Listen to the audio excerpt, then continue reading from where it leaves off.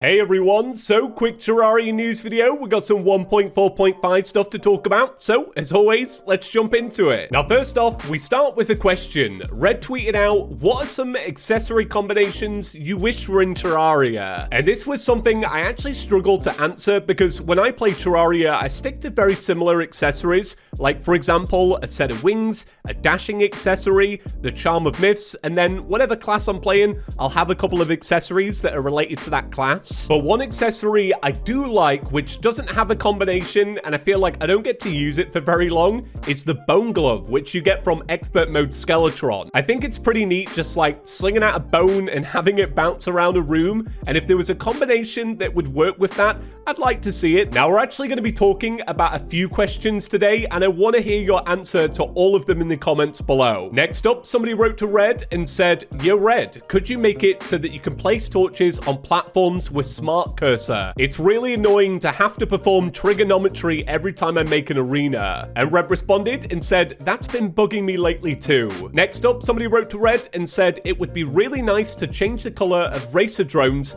because when my friends and I do races with them, we keep muddling whose is whose." Red responded and said, "This was originally intended when we first added the item. So I wonder now, was this something that was brought up but then forgotten, or was it a technical limitation at the time?" Somebody wrote to Red and asked, "Will there be any changes to the worthy seed?" And Red responded by simply saying yes. Next up, somebody wrote to Red and said, "Could you guys consider making it so that the Dryad sells every type of planter box right away?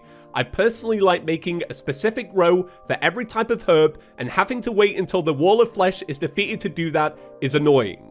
And Red simply responded with this emoji, probably meaning it's already been talked about. Next up, somebody wrote, "The rock golem was made significantly rarer in 1.4.4, while the money from it was reduced. This made the rock golem a pretty useless enemy for players. Increasing the money dropped would make the enemy more valuable for those that find it. Also, getting the head as a decoration is extremely hard now because of how rare the golem is. I think making the head a 100% drop rate would mean more people would go for it." And just to cut in here, I didn't even know that you could get the rock head as a decoration. So this poster, they do have a point. And Red responded by saying, "I'll have a look at its drops." Next up, somebody wrote to Red and said, "A skyblock seed." Red responded and said, "People keep asking for this. What would you want out of a skyblock seed? There are a lot of variations." And this is where I also want to hear your answer in the comments below, because for me personally,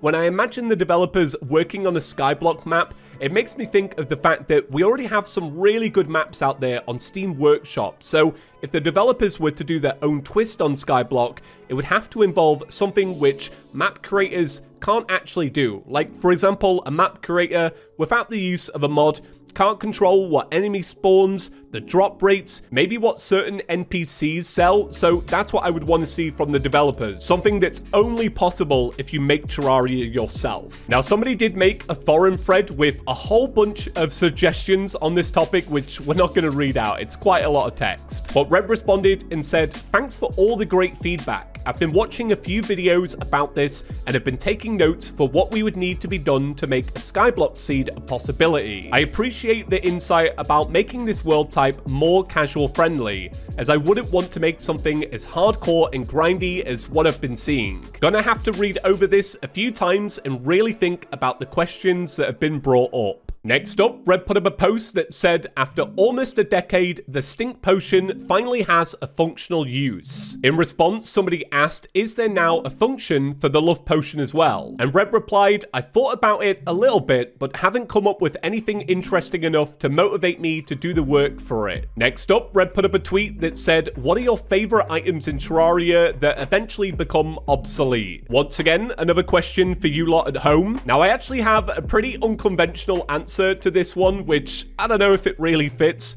but my answer is the treasure magnet. The treasure magnet is a really handy item that makes it so that you can pull in items from far away, but as I get into hard mode, which is around the point where you'd get it, I don't want to use it as an accessory. You can use it to make the Hand of Creation, an accessory which I also don't make because I don't do a lot of building in Terraria, so I kind of wish that there was a permanent buff that you could make with Shimmer that would give you a similar effect, but obviously not as strong, kind of like the loaf of bread with crafting stations, because it's really neat to pull in items from further away, but I don't want to give up an accessory slot. Next up, somebody wrote to Red and said, can you make the storm spear better? It's an excellent weapon, but the range of the projectiles is bad. Also, due to it being in the desert biome, it should be stronger than jungle stuff. And Red responded and said, I'll look at it later. Now let's talk about the really big stuff. First off, we got a post from Red that said, Flailron. And yes, you can still use its old mode. And here is Flailron, actually Flairon, in action. So it seems like instead of slinging out the fish head and creating a bunch of bubbles as it goes and then retracting inwards, you can now charge it up like other flails in the game, and as you do so, you get a bunch of those homing bubbles. And I think this is pretty neat. It adds a new layer of versatility to the weapon, and it's also cool that you can still use the old way as well. Now, one thing I am interested in is the world generation. I never know with these spoilers whether something is part of a new generation or it's just something that the developers have built to go along with the spoiler. So let me know your thoughts down below on this one. Do you think that this is part of a secret seed?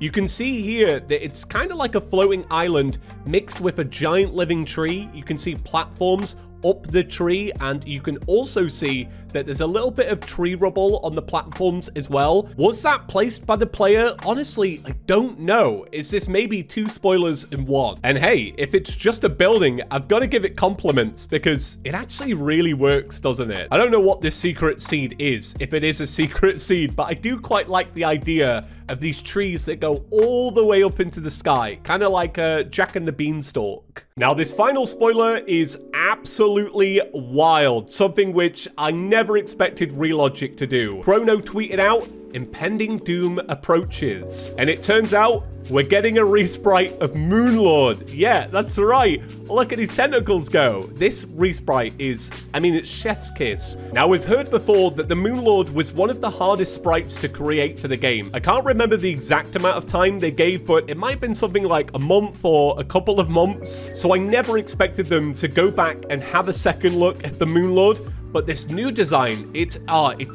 beautiful. The most obvious change is the tentacles on the face. You can see that they're now animated, and after looking at this for a couple of seconds, it makes the old version look really strange. But there's also other changes as well, like the nose area. It kind of looks like the skin is much tighter now. Obviously, this spoiler just contains the head, so I wonder if any changes to the body have been made as well. Yeah, this spoiler is just way too cool. Chrono, you killed it. And finally, I want to give a huge congratulations to Jim and his partner. He tweeted out that his baby boy has been born, and that's just awesome. So yeah, congratulations. And that's it for today. Thank you all for watching, and I'll see you in the next one.